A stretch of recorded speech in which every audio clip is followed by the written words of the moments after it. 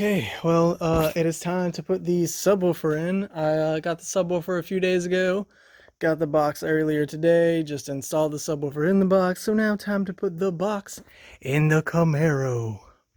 Now this is a little weird for me because I actually design subwoofer boxes, but I don't really have everything here to build them, or don't have the time right now either, so I decided to just go ahead and buy one. But yeah.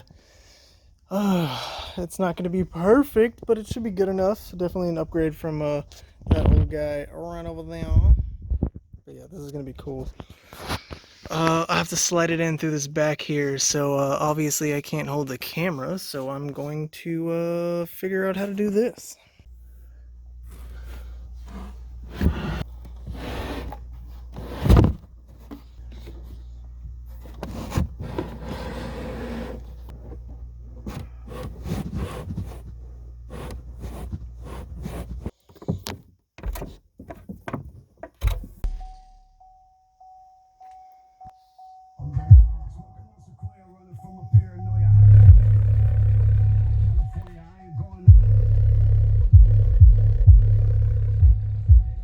It's got a lot of port noise because that port's kind of small, but it hits.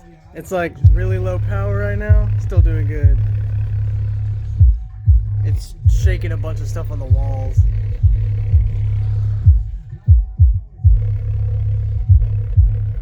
Well, sweet, glad I got that in.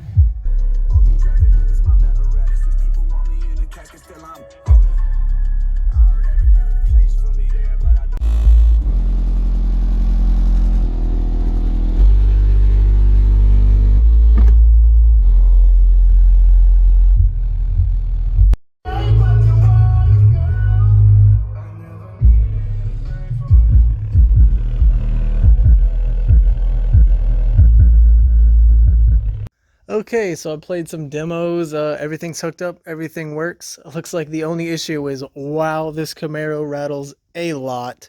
Might have to invest in some sound deadener or something, but everything's good for now. It's definitely an improvement, a big old upgrade from that bad boy. That was just temporary. I borrowed that, now I gotta go return it. But, oh, well, that's really it, guys. Hope you enjoyed this really weird, short, quick video of me putting a subwoofer box in the trunk of the Camaro.